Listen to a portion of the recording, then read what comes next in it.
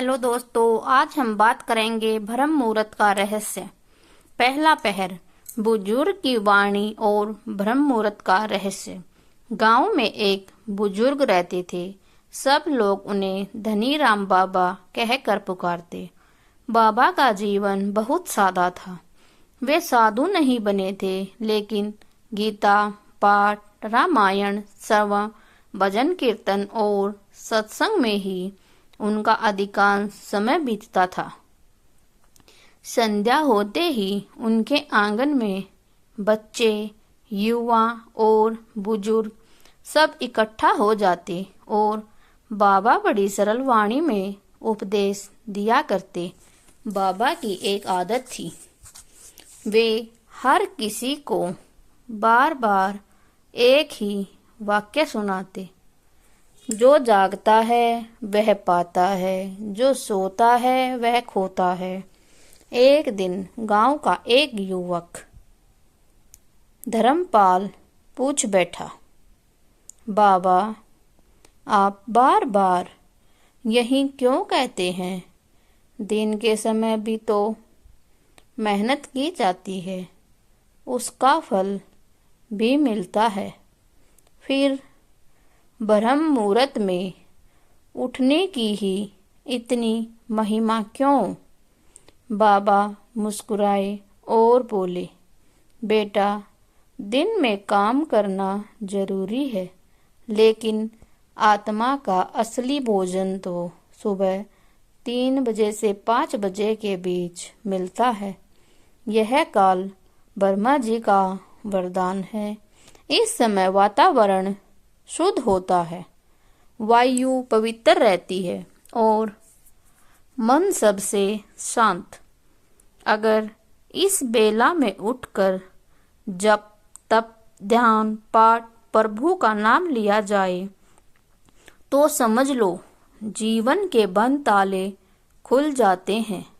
लेकिन जो इस समय सोया रह गया, उसने अपना सबसे बड़ा खजाना खो दिया। बाबा आगे बोले, पुराणों में वर्णन है कि ऋषि मुनि और तपस्वी ब्रह्म मुहूर्त में ही उठते थे। श्रीमद् भगवत गीता में भगवान श्री कृष्ण कहते हैं, जो साधक संयम धारण कर प्रभात बेला में उठकर ध्यान करता है, वह शीघ्र सिद्धि को प्राप्त करता है। यह समय साधारण नहीं है। देवता भी इसी बेला में जागकर सृष्टि की गति पर दृष्टि डालते हैं। इसलिए कहा गया है, ब्रह्म मुहूर्त उत्तिष्ठेत स्वस्थो रक्षार्थमायुष, यानी स्वस्थ रहना हो, दीर्घायु पाना हो तो ब्रह्म मुहूर्त में अवश्य उठो।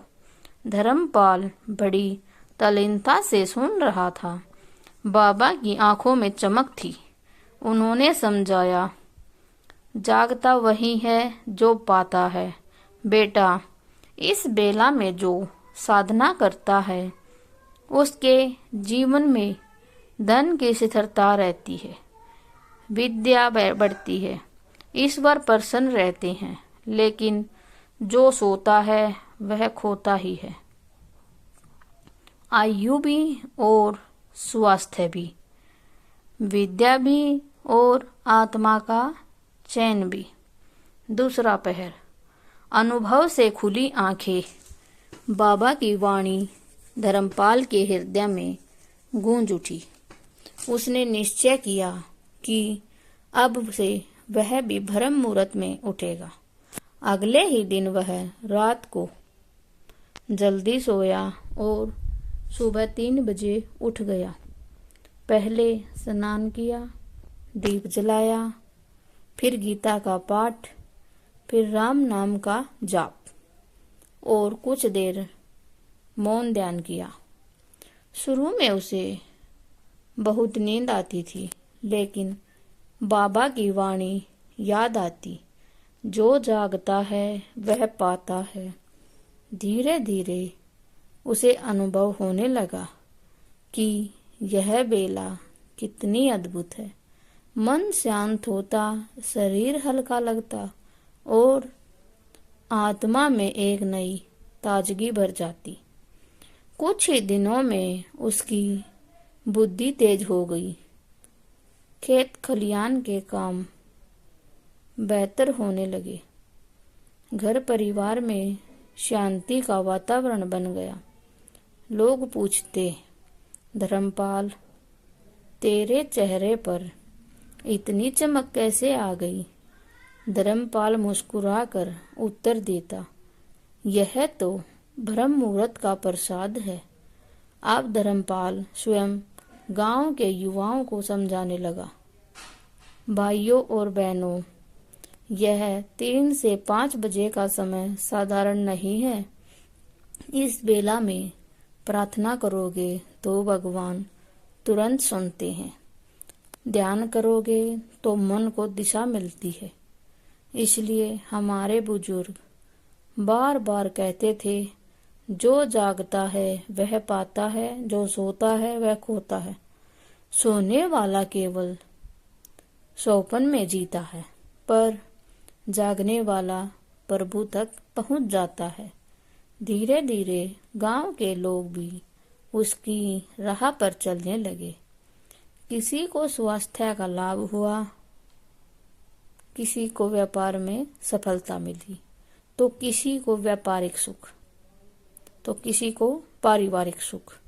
सभी ने अनुभव किया कि ब्रह्म मुहूर्त भगवान का दिया वह द्वार है जिससे आत्मा सीधे ईश्वर से मिलती है। कहानी का मतलब वही है जो बाबा कहते थे, बेटा, धन दौलत, पढ़ाई लिखाई और सांसारिक सुख तो दिन में मेहनत करने से भी मिल जाते हैं, परंतु आत्मा की शांति, प्रभु को सानिध्य और जीवन की वास्तविक सफलता केवल ब्रह्म मुहूर्त में उठकर साधना करने से ही मिलती है। जो जागता है वह पाता है, जो सोता है वह खोता है।